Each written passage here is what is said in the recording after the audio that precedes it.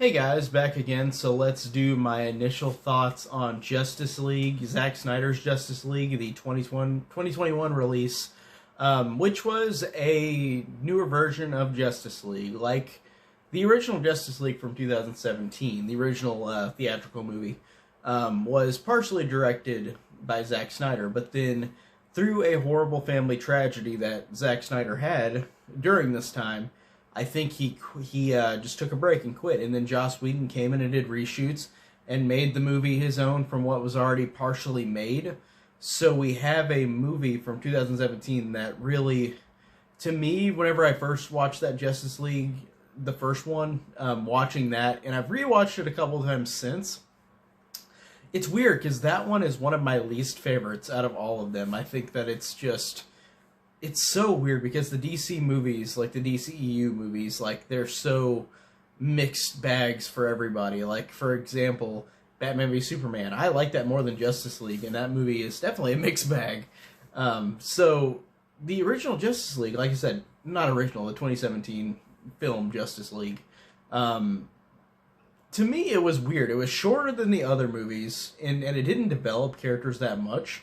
And it was about these new characters interacting with Batman, Superman, and Wonder Woman. So it really felt like a weird missed opportunity with the 2017 Justice League to have these new characters, Flash, Cyborg, and Aquaman, and bring them in, but then not be super developed and make a movie that is so rushed. So looking at that first version of Justice League, I thought it was okay.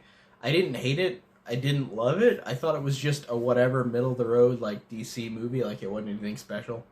So yeah, we had that original version of the movie, which, like I said, was a mishmash, Frankenstein hodgepodge of like both directors. So it's a very weird movie in its own right, and I do want to rewatch that movie again, just to see visually, like, and just story wise, some differences.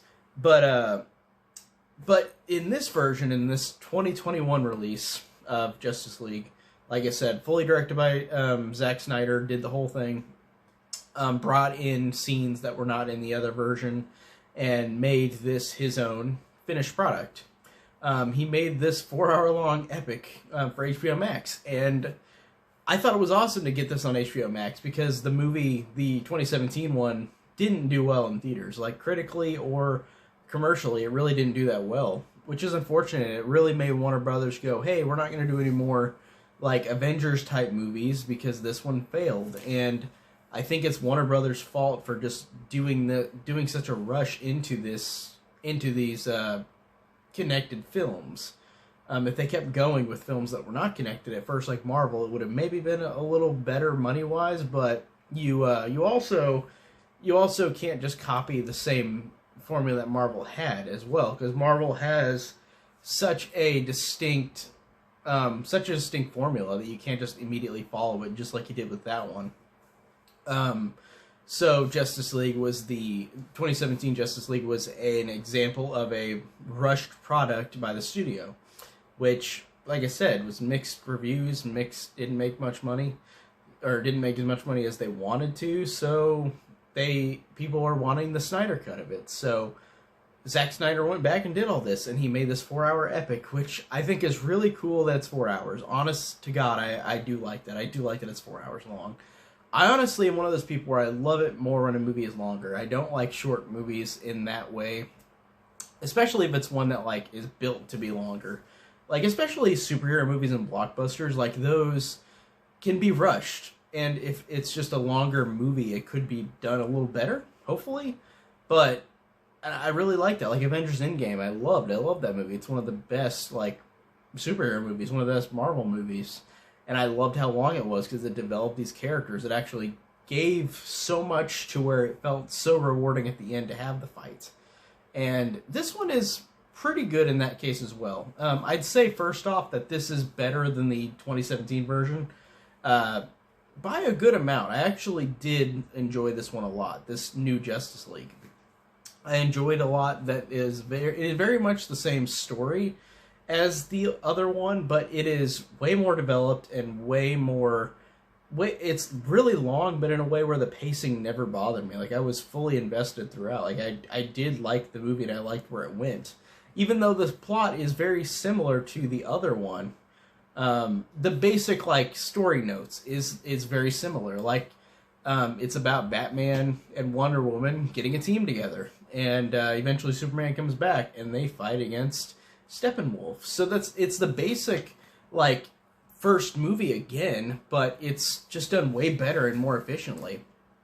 I like, too, that the movie elaborated a lot more on the Flash and Cyborg, whereas in the other version of it, you have these two characters that are brand new in this movie. They aren't in any of the other movies, unless you count Batman v Superman's, like, couple seconds of footage you see them, but, like, they're not doing any character stuff. And this, in the Justice League movie, introduced them, but then it was such a short movie that it didn't give them a lot of time.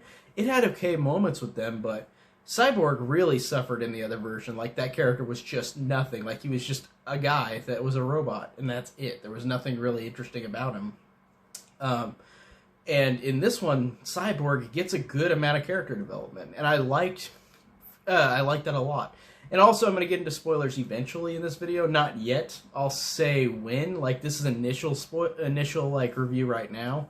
But I'll say whenever I get into real spoilers. But as of now, I'm just talking about the basics.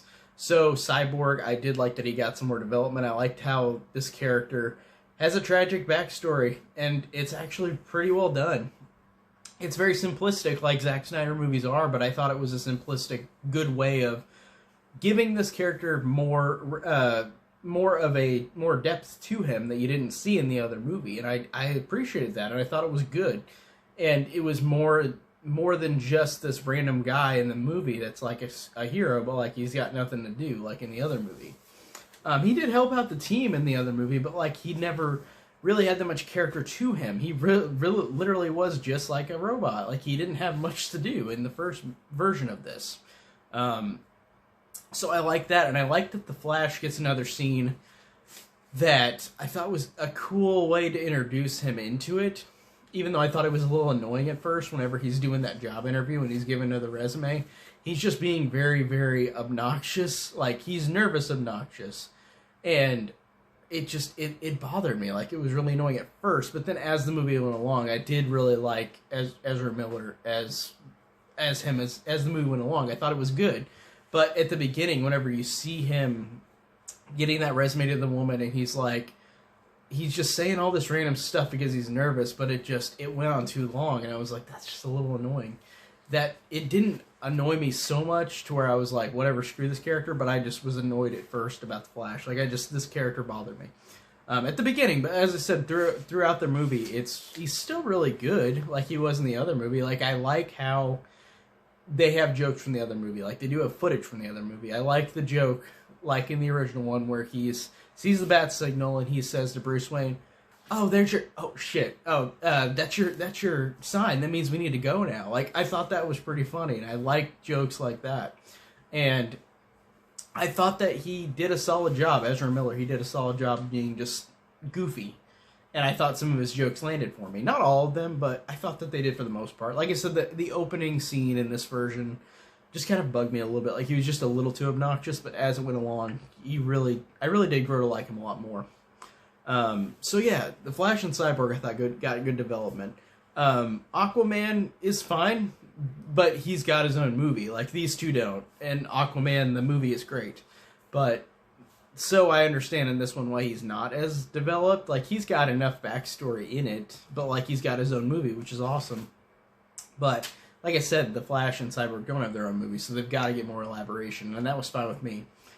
So I really like that. I liked too how the movie also has additional scenes with the team. I like that this team, even though in the other version they worked together great, like they did a good job of the action sequences and making these characters use all their abilities to the advantage of saving the day. And they do that in this too. They make them really a great team together, but they also have some moments together that you didn't have in the other version since it's so much longer, where these characters will either have a couple more jokes, or these characters will deal with something traumatic or sad, or realize a backstory. And I thought that they did a good job with that in this one as well. Like, it further elaborated on the other version, where there's still some almost enough character development almost in the other version, but this one is way better at that. It's way more developed. So I like that.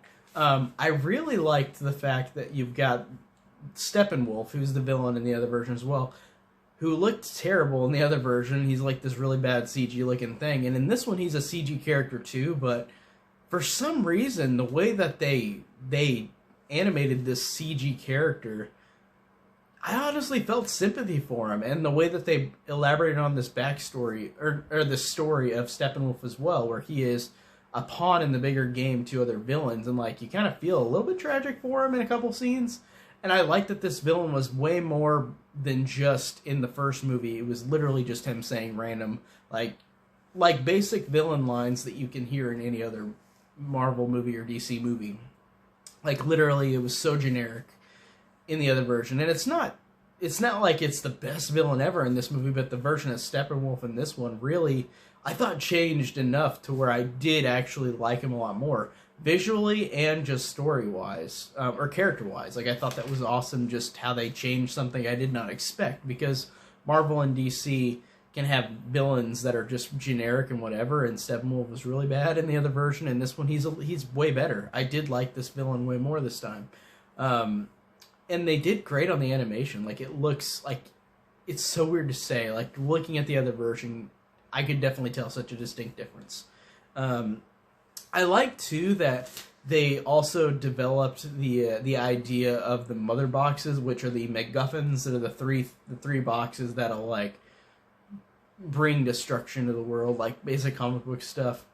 Where I like how Diana Prince, Wonder Woman, tells this story of where they came from, where they've been, where they go, or where they've gone until this moment in time in this movie set. So I think that that's a really cool way of establishing the MacGuffin item, but it makes it more interesting as opposed to just like you don't know anything about them. They just say in like a line. In the other version, like, oh, these three together will blah blah blah, and then in this one it's like you see where they came from, what these items did, their fight between all different kinds of creatures in the world, like in the DC world. I thought that was really cool. So I like seeing that elaboration as well. I thought it was interesting too that like there's a lot of dialogue, there's a lot of scenes of characters from the other version, but they're literally brought into new locations. Like, for example, like if you outlined me talking right now and the background goes away and then I'm suddenly in another location, that's what they do in this movie, where like these characters, like in the original version, in the last act, there's this like random location they're at. I don't know what it's called. I don't remember. I don't know. I honestly don't remember. But like they go to an entirely different location here, and it looks drastically different. But you've got the scenes of them doing their action sequences from that other movie version. So that's really interesting, and it's not distracting. It's just noticeable because I've seen the other movie, so I know that these characters did these action fight scenes. But then they're just inserted into another location, which I think is fine because the location in this I like better than the last one, than the last version. But that was just interesting to see that. And also lines were interspersed like in different spots throughout the movie that were in the other movie. Or, for example, stuff like with Cyborg like will happen later, as opposed to the beginning of the other Justice League. Like, I like that they kept doing that. I really liked the opening where it shows, in Batman v Superman, it shows Superman getting killed, and then it shows those three mother boxes, like, being called. I thought that was a really cool connection to Batman v Superman, because I feel like it just really connects those two stories together way more, even though they are connected, of course, but it's cool to see that little connection, and visually it's great. Like I said, Zack Snyder is a great visual director. Almost every movie I think I've seen every one of his movies, I think I've seen them all. Every one of them is visually good. Like, I think they're all visually cool. It depends on if I actually like the movie much, but like a lot of his movies, or no, all of his movies are visually pleasing. Like, they're cool to look at.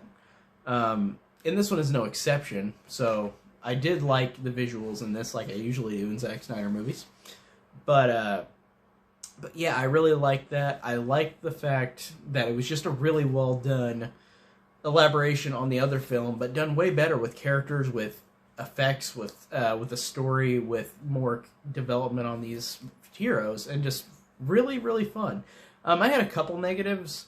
Again, I feel bad because I really love Amy Adams as an actress. She's great in other movies, but man, it's just there's like a couple like throughout the movie, like it'll before Superman comes back, it's just Amy Adams sitting around sulking, and they don't give her anything to do. Amy Adams plays Lois Lane in all these movies as just this boring character, and like it's so weird because Margot Kidder in the original movies had like a spunkiness and had a personality to her, and then they give Amy Adams, who has great charisma in a lot of movies, they give her just a boring performance. Like I don't know if if they tell her to act like this to just be really like, oh, I'm talking like this on screen. Like it's so weird for a person like Amy Adams, who's very charismatic in a lot of other things, and it's just she's not very charismatic here, and I don't think it's her fault because she's a great actress, but it's just annoying to see again in this third DC film, and I'm not counting the other version of Justice League, but Man of Steel, Batman v Superman, and this, like she's just not very interesting as a character, Lois Lane. And like I said, Margot Kidder is so much better in the other movies.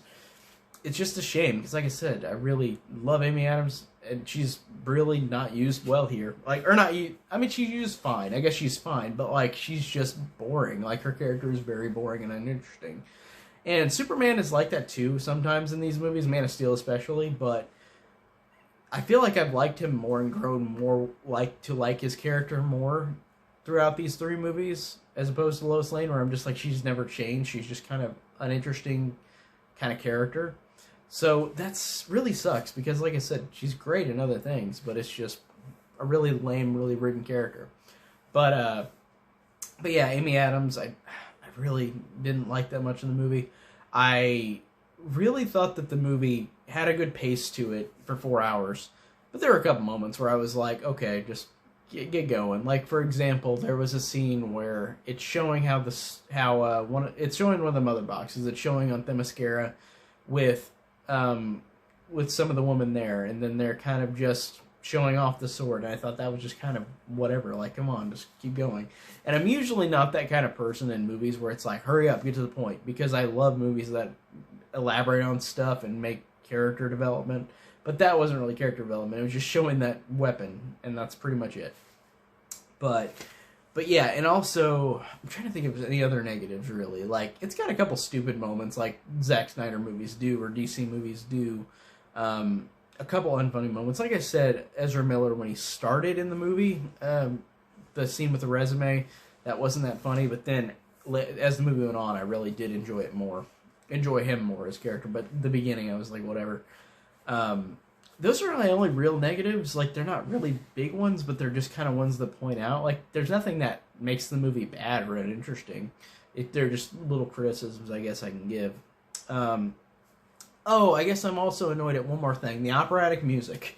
So, I usually am fine with that in movies, but man, every time you get Wonder Woman, it's very operatic and very, like, kind of like that. And it's just so boring with like that music, and it just got really annoying and tedious throughout the movie. I'm like, stop, just quit. I understand she's a 5,000-year-old person, like, and it's got like this like operatic music, but like it's annoying. It just annoyed me a lot.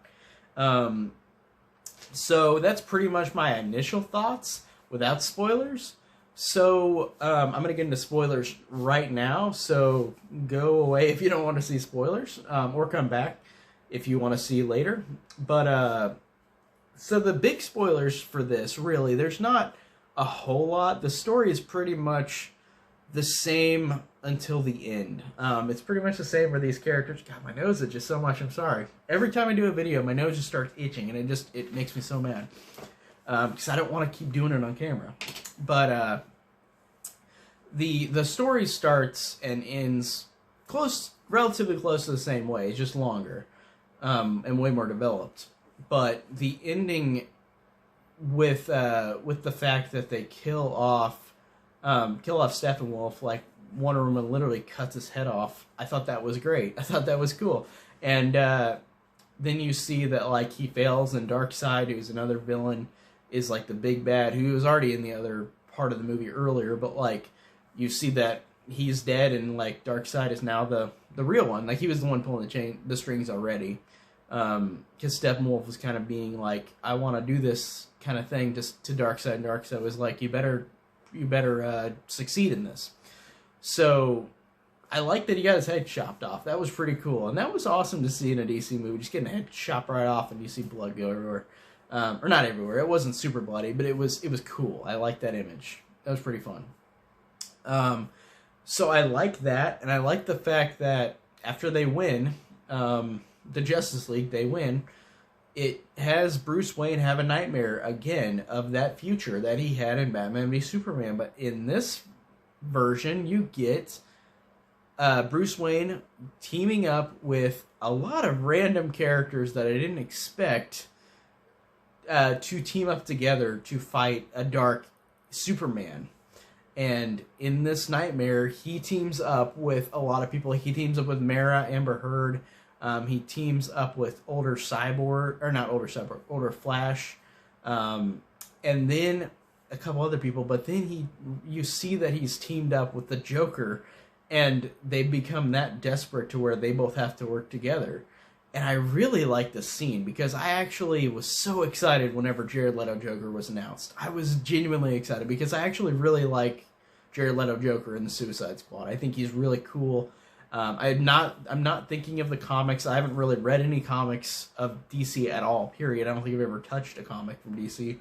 Not saying I wouldn't want to, but I've just never have yet in my life. But I really enjoyed Joker in the Suicide Squad movie. I thought it was really fun and just entertaining and cool. And he's back in this, and I'm so glad because, of course, that critical reception of him was just like, everybody gets pissed off at everything nowadays, so we're gonna cancel everything. Like Jared Leto was gonna, I was assuming that Jared Leto was not gonna come back, period, and they were gonna recast, and they might still do that. But as of now, it's so great to see them together because you've never seen a scene in the DCEU between Batman and the Joker. They never fought each other in this universe that we've seen. We know we had, and we know it's been in the past, but we've never seen it. So I love the fact that they both have to team together to fight an evil Superman. And I really liked Jared Leto just cracking up. Like, he was really funny, and he was just really wacky. And in these couple minutes he was in the movie, and I really liked it. I don't know why, his laugh, like, I just think it's so funny. Like, it's cool, just hearing that, like, it's so dumb, but it's fun. And the Joker is just so random that I feel like I like just Jared Leto's performance. I think it's great. But I really like seeing the difference between him and this, because in Suicide Squad, he had the look that people were pissed off about, because he was like a Mexican Joker. Like, he had like all of these tattoos, or a gangster Joker. Like, he had all these tattoos on him, short hair, which Joker has had short hair in the past in other iterations, but usually I see it more longer. And there was a joke that I heard earlier that it's like, this is Marilyn Manson type Joker now, because he's got really long hair. But I loved seeing him in this. I thought that was great. And like I said, seeing Batman and the Joker together, I really loved their conversation with each other. I love the fact that Joker says, in this future, Lois Lane has been killed, and then he said, "My, how she suffered, like how she died." And then I love the fact that Bruce Wayne, and I love when Batman and Joker do these conversations back and forth where they just one-up each other. I love that Bruce Wayne says to Joker that, it's funny because Harley Quinn, whenever I choked her to death, right before she died, she told me to have you suffer as much as you can, to the Joker. Because that makes sense with, like, Joker and Harley being broken up in Birds of Prey. Like, they're not together. And I like the fact that that Harley Quinn is her own person in that movie, but I like the fact that they continue that on, where, like, they're not together, and, like, she hates him. She hates the Joker. So in her dying breath, when Batman killed her, she said, "Have the Joker suffer." I thought that was really cool. And he said, and I love how Batman says, like, when I kill you, and yes, I will fucking kill you, it will be just like suffering, like Harley Quinn said. Like, I thought that was great. I love that line. That was so awesome. And again, I didn't even mention really Ben Affleck. Like I said, he's great in the other ones. I did like him in Batman v Superman and the other Justice League. But man, just that at the end, that between him and the Joker was so freaking cool. I love that. Great stuff. Awesome. But then you realize it's just a dream, which, I mean, I usually get pissed off at that stuff, but it's fine because you needed to see a character interaction between the Joker and Batman, and you haven't seen that yet. We've seen it so many times in the other DC movies, like the 1989 Batman or The Dark Knight. So, like, I understand starting this universe that they didn't want to start with Batman and the Joker, but they should have, I think, started with that.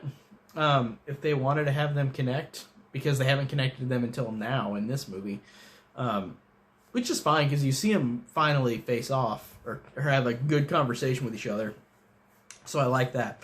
But like I said, even though it was a dream, you realize that, and then Bruce Wayne meets, I forgot I don't even know what his name is. I don't know the comics. It's this Martian guy, and he says he's going to help them out eventually. And then he flies away into the sun. Or not into the sun, because it's a Zack Snyder movie, into the darker sun. But yeah, that's how it ends. Like, Bruce Wayne meets this random alien guy, and the alien guy was earlier in the movie whenever he pretended to be Martha Kent to talk to Lois Lane, which I still don't get why that was in the movie. I guess just to establish that this guy was in the movie, but I didn't know who he was, since I haven't read the comics. So, really, it was just an interesting way to end the movie on. Like I said, I did enjoy the movie overall. Like, I thought it was really, really fun and really solid, with a few gripes. But watching that end scene, like the nightmare scene, like, is great, and it's just one scene that I loved. It's one of my favorites that I've seen, I think, in all the DCEU. That scene, particularly between Batman and the Joker, I think that's awesome. And I think it doesn't really need to be in the movie at all, like, literally at all. But I'm fine with it. I like that. I enjoyed that, because I just wanted to see that conversation between both of them, because I really do enjoy both actors as those roles. The movie does a great job of being a character development, having character development more than the other version. Being 4 hours long, the pacing I think was great. I never really felt super bored. There were a couple instances, like I said, where it was like, speed it up. But whenever it was the character stuff, I wasn't really that bored. And also, real quick, spoilers again. I like that Cyborg. I was going to say this earlier, but I didn't want to say it with spoilers. I liked how Cyborg has a tragic past of his mom dying. His dad sacrifices himself in the movie, and Cyborg is literally this guy, Ray Fisher. I think that's the actor's name. I'm blanking on the actual guy's name for Cyborg, but this guy gets in that car crash and his mom dies, and then he's really just a whole robot. Like, he's got a head and looks like he's just got the rest of his body as a robot body. So this guy suffers a really tragic life. And I like that they elaborated on it, because, like I said, you don't get much of that in the other version. So I'm glad. Like I said, I'm glad to have seen the movie. I really enjoyed it thoroughly, with a couple issues and gripes, but I'm going to expect that with the DC movies. These are not movies that I absolutely am going to love, I don't think. I mean, there's some exceptions. Like I said, I love Wonder Woman, the 2017 Wonder Woman. I thought that was great. And Shazam I really liked a lot. I really liked Aquaman. Batman v Superman I thought had a lot of good stuff about it. This one I think ranks higher, or pretty high. Not as high as Shazam, Aquaman, and Wonder Woman, but I think it might be after that. And then maybe Batman v Superman. And then probably Suicide Squad. And then probably... Oh, no, Birds of Prey would be a little up there, too. I like that one a lot. But I know that Suicide Squad's a little lower, even though I enjoy it. And Man of Steel is dead last. Like, that one I don't like really much. I think it's just so boring and bland. But yeah, overall, this franchise I do like. There's some I love. There's some I don't like that much. But I think it's a fun franchise, and I can't wait to see what else they're going to do with DC. And I'm glad that we got to see this Zack Snyder cut, because this gave enough 2 definitely warrant its existence. It really is a movie that I feel like needed to exist. It felt like a movie that really upped the game in character development in a movie for a director that I think is a good visual director. And I felt like he did some better character work in this movie, because usually his movies are more visuals than anything, which I think is not a bad problem, but I like when movies can be both. And some of his movies can be just kind of lame with like their characters. But this one really didn't feel like it was lame. I felt like they did a good job with these characters. So I like that Zack Snyder worked with both good things. Like, he actually was good at doing visuals and characters. So I'm glad that this was a better best of both worlds DC movie for me. Like, it wasn't one that I disliked. And I did like it a lot. I didn't think it was the best overall in the franchise, but I think it's really good. So that's it today. I talked for 30 minutes long. Tell me down below what you guys think of Justice League 2021, Zack Snyder's Justice League. Like I said, I enjoyed it. Can't wait to hear your guys' thoughts, and I'll see you